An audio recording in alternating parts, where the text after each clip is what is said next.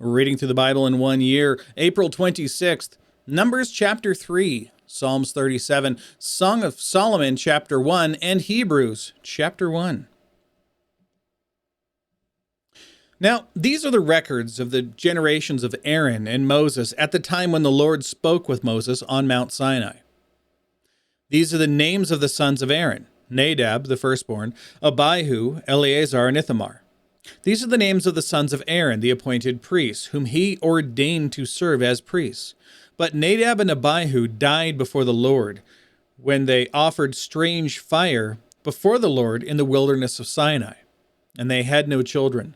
So Eleazar and Ithamar served as priests in the lifetime of their father Aaron. Then the Lord spoke to Moses, saying, "Bring the tribe of Levi near, and set them before Aaron the priest, that they may serve him. They shall perform the duties for him, and for the whole congregation before the tent of meeting, to do the service of the tabernacle. Thus you shall thus give the Levites to Aaron and to his sons. They are wholly given to him from the sons of Israel. So you shall appoint Aaron and his sons, that they may keep their priesthood. But the layman who comes near shall be put to death." Again the Lord spoke to Moses, saying, Now, behold, I have taken the Levites from among the sons of Israel, instead of every firstborn, as the first issue of the womb among the sons of Israel. So the Levites shall be mine. For all the firstborn are mine. On the day that I struck down all the firstborn in the land of Egypt, I sanctified to myself all the firstborn in Israel, from man to beast. They shall be mine. I am the Lord. Then the Lord spoke to Moses in the wilderness of Sinai, saying, Number the sons of Levi by their fathers' households, by their families, every male from a month old and upward you shall number. So Moses numbered them according to the word of the Lord, just as he had been commanded. These are the sons of Levi by their names: Gershon, and Kohath, and Merari.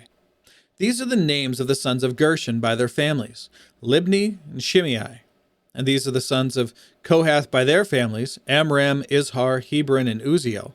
And the sons of Merari by their families: Mali and Mushi. These are the families of the of the Levites, according to their fathers' households. Of Gershon was the family of the Libnites, and of the family of the Shimeites. These were the families of the Gershonites. Their numbered men, in the numbering of every male a month old and upward, even their numbered men were 7,500. The families of the Gershonites were to camp behind the tabernacle westward. And the leader of the fathers' households of the Gershonites was Eliasaph, the son of Lael. Now, the duties of the sons of Gershon in the tent of meeting involve the tabernacle and the tent, its covering, and the screen for the doorway of the tent of meeting, and the hangings of the court, and for the screen of the doorway of the court, which is around the tabernacle and the altar, and its cords, according to all the service concerning them. Of Kohath was the family of the Amramites, and the family of the Izrahites, and the family of the Hebronites, and the family of the Uzzielites. These were the families of the Kohathites. And the numbering of every male from a month old and upward, there were 8,600 performing the duties of the sanctuary. The families of the sons of Kohath were to camp on the southward side of the tabernacle, and the leader of the fathers' households of the Kohathites' families was Elizaphan, the son of Uzziel. Now, their duties involved the ark, the table, the lampstand, the altars, and the utensils of the sanctuary with which they minister, and the screen, and all the service concerning them. And Eleazar, the son of Aaron, the priest, was chief of the leaders of Levi, and had the oversight of those who perform the duties of the sanctuary. Of Merari was the family of the Malites, and the family of the Mushites. These were the families of Merari. Their numbered men, in the numbering of every male from a month old and upward, were 6,200. The leader of the fathers' households of the families of Merari was Zeriel, the son of Abihail. They were to camp on the northward side of the tabernacle. Now, the appointed duties of the sons of Merari involved the frames of the tabernacle, its bars, its pillars, its sockets, and all its equipment, and the service concerning them, and the pillars around the court with their sockets and their pegs and their cords. Now those who were to camp before the tabernacle eastward, before the tent of meeting, toward the sunrise, are Moses and Aaron and his sons, performing the duties of the sanctuary for the obligation of the sons of Israel. But the layman coming near was to be put to death. All the numbered men of the Levites, whom Moses and Aaron numbered at the command of the Lord by their families, every male from a month old and upward, were 22,000. Then the Lord said to Moses, "Number every firstborn male of the sons of Israel from a month old and upward, and make a list of their names. And you shall take the Levites for me. I am the Lord. Instead of all the firstborn among the sons of Israel, and the cattle of the Levites instead of all the firstborn among the cattle of the sons of Israel." So Moses numbered all the firstborn among the sons of Israel, just as the Lord had commanded him. And all the firstborn males by the number of names from a month old and upward, for their numbered men were 22,273. Then the Lord spoke to Moses, saying, "Take the Levites, instead of all the firstborn among the sons of Israel, and the cattle of the Levites, and the Levites shall be mine. I am the Lord. For the ransom of the 273 of the firstborn of the sons of Israel, who are in excess beyond the Levites, you shall take 5 shekels apiece per head, and you shall take them in terms of the shekel of the sanctuary." Now the shekel is 20 gerahs. Again, that's by weight. "And give the money, the ransom of those who are in excess among them, to Aaron and to his sons." So Moses took the ransom money from those who were in excess, beyond those who were ransomed by the Levites. And the firstborn of the sons of Israel, he took the money in terms of the shekel of the sanctuary, 1,365. Then Moses gave the ransom money to Aaron and to his sons at the command of the Lord, just as the Lord had commanded Moses. And that is all of the notes for there. Let's go on to Psalm 37.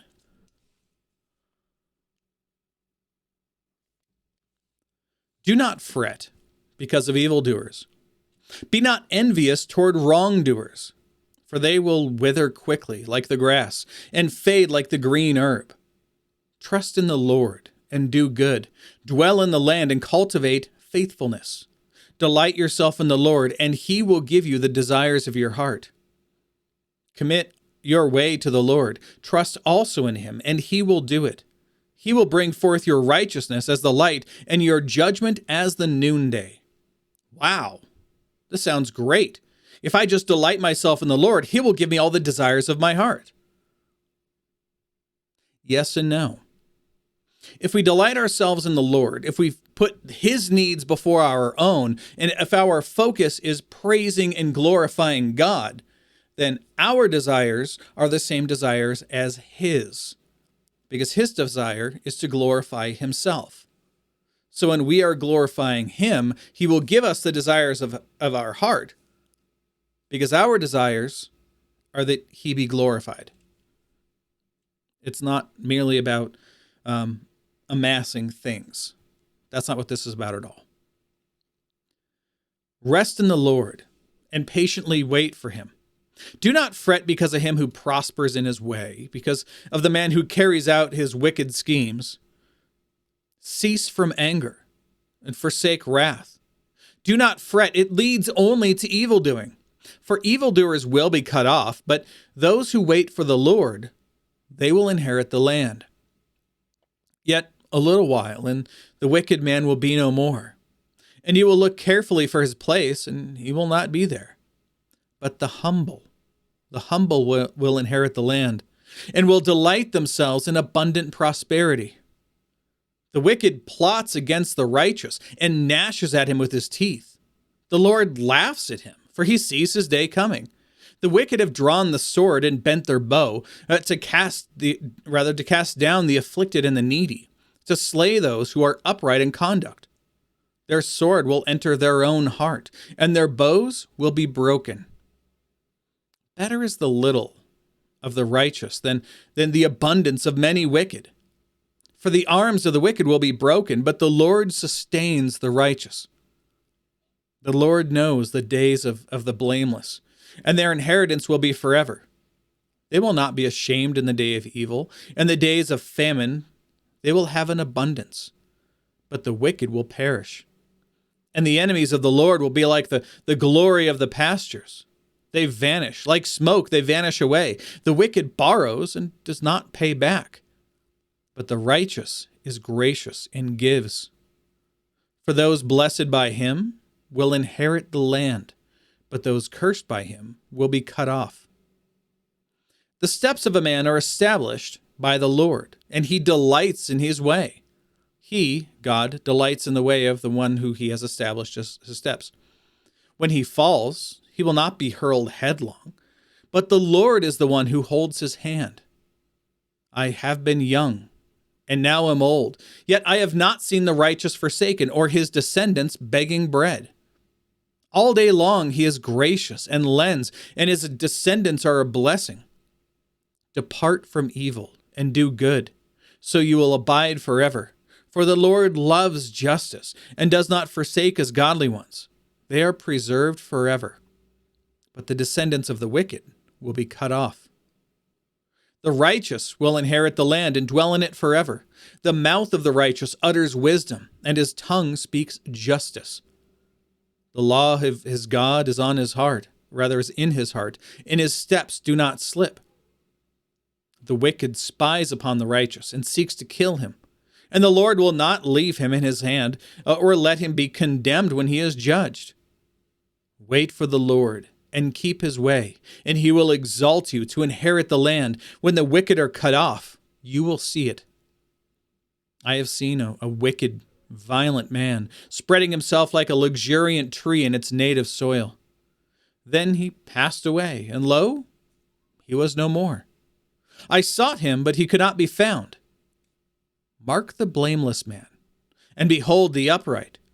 For the man of peace will have a posterity, but transgressors will be altogether destroyed.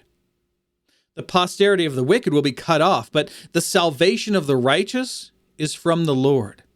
He is their strength in time of trouble. The Lord helps them and delivers them. He delivers them from the wicked and saves them, because they take refuge in him. Make sure we have all the notes here. And let's go on to Song of Solomon, chapter 1.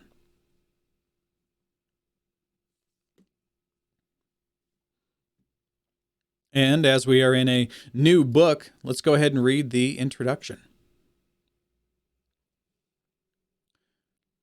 According to the most common interpretation, the Song of Solomon is a collection of love poems between a man and a woman, celebrating the sexual relationship God intended for marriage. Yes, this is still the Bible. God established marriage, including the physical union of a husband and a wife. This is in Genesis chapter 2. And Israelite wisdom literature, including this one, treasures this aspect of marriage as the appropriate expression of human sexuality. Proverbs chapter 5. The Song of Solomon has also been understood as an illustration of the mutual love between Christ and his church. It is possible that Solomon, in the 10th century BC, is the author. However, this verse would mean that the song was dedicated to Solomon or was written about him. Therefore, many scholars regard the book as anonymous. So let us read this anonymous book. The Song of Songs, which is Solomon's. May he kiss me with the kisses of his mouth, for your love is better than wine. Your oils have a pleasing fragrance. Your name is like purified oil. Therefore the maidens love you. Draw me after you, and let us run together. The king has brought me into his chambers. We will rejoice in you and be glad. We will extol your love more than wine. Rightly do they love you. I am black, but lovely. O daughters of Jerusalem, like the tents of Kedar, like the curtains of Solomon. Do not stare at me because I am swarthy. swarthy, dark. For the sun has burned me. My mother's sons were angry with me. They made me caretaker of the vineyards. But I have not taken care of my own vineyard. Tell me, O you whom my soul loves, where do you pasture your flock? Where do you make it lie down at noon? For why should I be like the one who veils herself besides the flocks of your companions? Now the lover responds, if you yourself do not know, most beautiful among women, go forth on the trail of the flock and pasture your young goats by the tents of the shepherds. To me, my darling, you are like my mare among the chariots of Pharaoh. Your cheeks are lovely with ornaments, your neck with strings of beads. We will make for you ornaments of gold with beads of silver. While the king was at his table, my perfume gave forth its fragrance. My beloved is to me a pouch of myrrh, which lies all night between my breasts. My beloved is to me a cluster of henna blossoms in the vineyard of En-gedi. How beautiful you are, my darling. How beautiful you are. Your eyes are like doves.